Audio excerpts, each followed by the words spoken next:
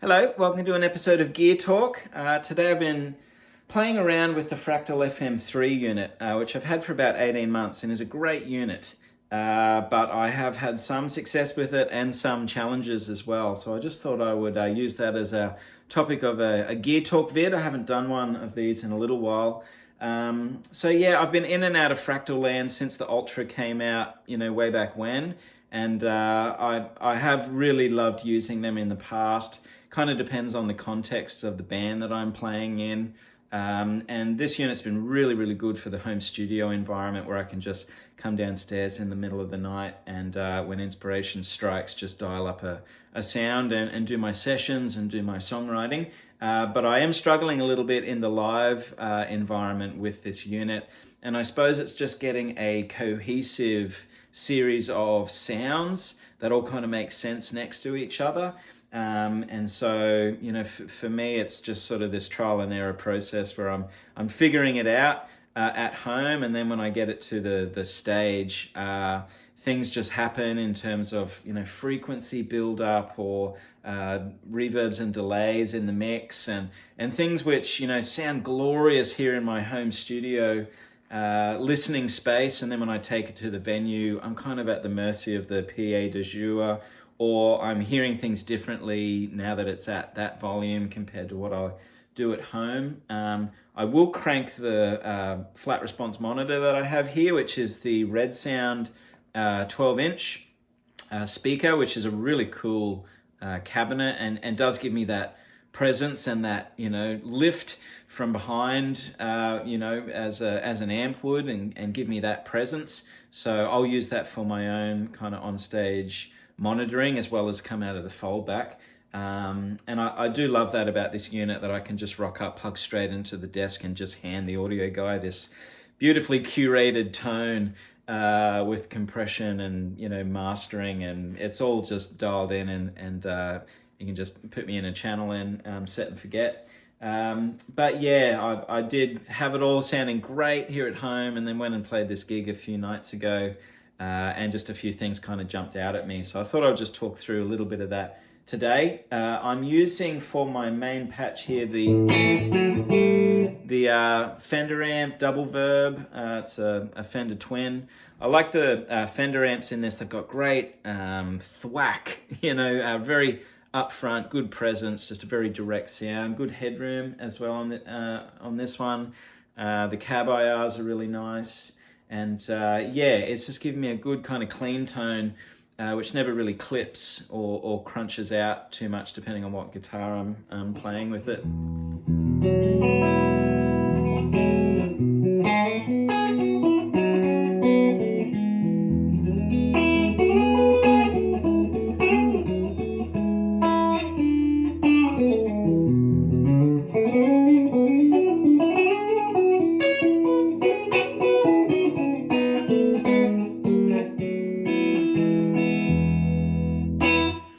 So a little bit of spring reverb there, and it's all sounding quite nice, and most of the night will be on that sound, just kind of playing rhythm underneath the track. So a lot of it is just that that clean tone.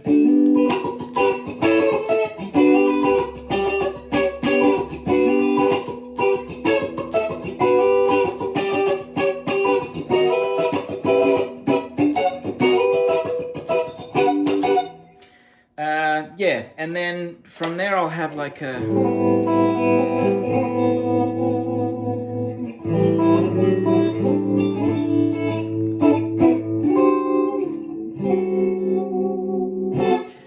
tremolo is about as adventurous as I get with my modulation these days, depending on the repertoire, or maybe I'm stepping in for like a sideman gig somewhere where I will want a chorus or the rotary or the phaser, and they're all very good in this.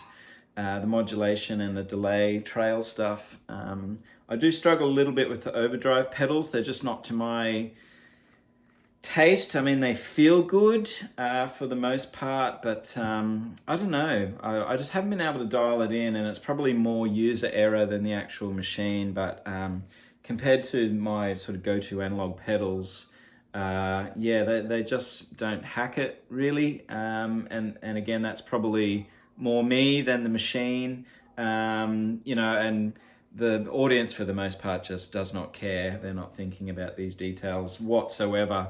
So, you know, it's really just to my satisfaction. But yeah, I like the crunchy tones and all of that, and the lead sounds are good for the most part, but I find I'm getting better results by pushing the amp models and kind of getting into that overdrive space, you know, by ramping a boost into the amp head or whatever it might be in there.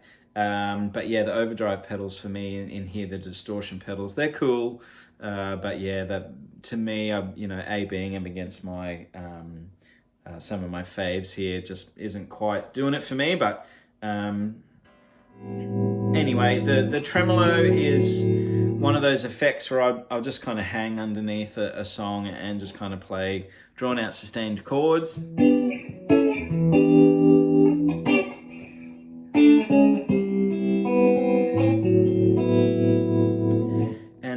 Yeah, I like that sound. I'm using the 2290 modulation delay in there, and also the Deluxe Mind Guy in one of the other scenes. But everything's in mono. I'm not running stereo at all. I have had some really cool experiences with stereo delays and everything in this unit. I remember back in the day I had one kind of multi-tap delay that was like 8 delays all cascading into each other, and I had them all set to this Fibonacci sequence of you know, integers, and so they were always in time no matter what the tempo of the song would be, and it's just bouncing around the room in this quadraphonic immersive listening bonanza. It was pretty crazy, but for the most part I think just having a mono signal and just giving that over to the sound engineer so that he can put me left and right or straight down the middle or whatever he wants to do from out front, and he's got good flexibility there, and he's not sort of collapsing a stereo delay and putting it to one side, which could create some issues. So anyway, I've got my clean sound, I've got my tremolo vibey sound, and then good crunch tone here.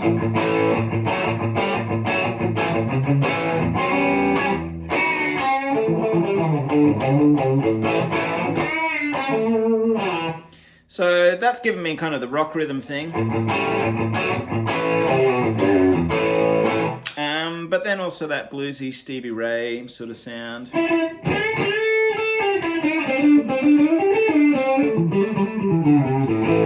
On the neck pickup. And then I'll step on the gas a little bit more. This is the start of my lead tones.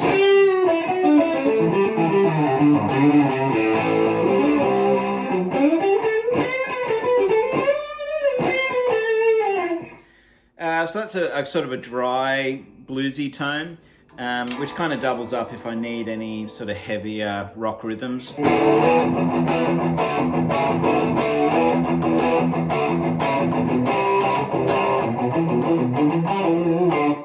And then I get into my lead sounds here. So I've just got a couple of options here, really all based on the same effect. I'm using the Valve Screamer, I think it is, the VS9.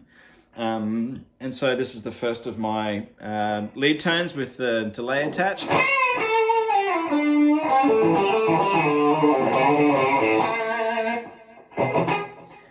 So that's the 2290 in action.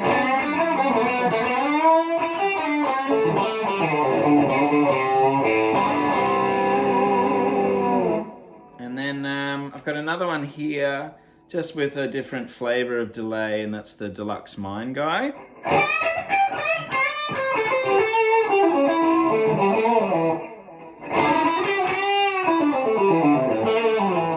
I'm probably the only one who's really going to notice that, but I've also just kind of ducked it differently, boosted the EQ differently.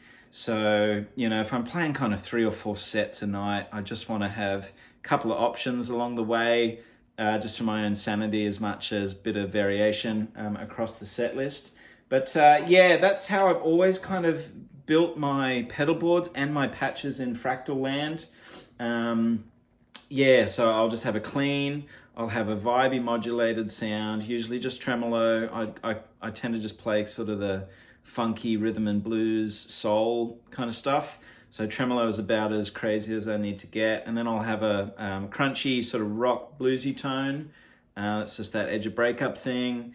And then, a dry lead and a couple of over the top leads, which are, usually inspired by, Steve Lukather and, that kind of, rock tone. So I feel like I've got it dialed in here, but, I'll take it to the gig and see if it kind of works out. I made some adjustments with it based on my last experience where, wasn't quite where I wanted it to be, but it was very good. And hopefully I've sort of got it closer again, but I'll see in a couple of weeks when I'm playing out there at the venue once more. Another trick which I find with these is having a volume pedal which is global, and so I've just got that before the output where I can just kind of have more control over the dynamic range of the whole contraption. And it just depends if the band's kind of pulling back. I want to just be able to kind of sit in the mix, and I'm always quite mindful of that. Where I just want to be, in the same dynamic range as the rest of the band.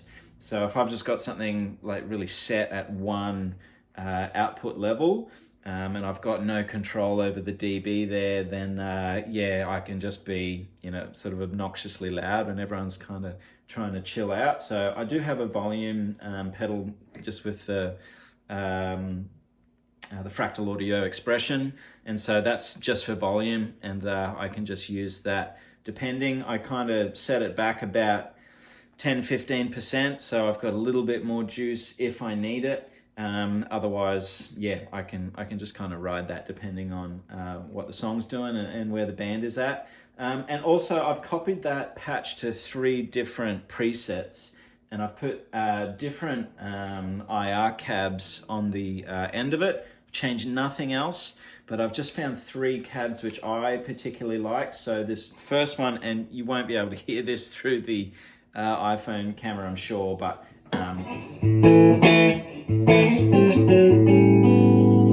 so that first one is just the double verb cab. I've got the 57 and the 121 there. So that's where I would start, and just depending on what the PA speaker's doing, what the foldback's doing, I've just got a couple of options here. So I've got the Supremo, which I think is number 95 in the Legacy cabs, and that's Peter Northcote's tip. He loves the Supremo. I think he uses that on pretty much all his live patches. And for me, it doesn't, it is changing the EQ profile. It's kind of like that filter that you'd put right at the end. And it's sort of just giving me, I'm sort of hearing lower mids and a little bit more bass. If I switch back, that's a little bit toppier than the Supremo.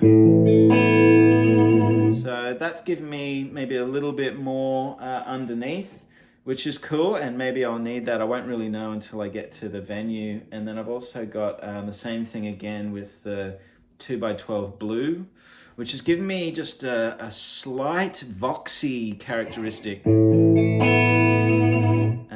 which again, this will be meaningless through the iPhone camera, but it's just giving me a little bit more sparkle on the top there, a little bit shaved off the lower frequencies.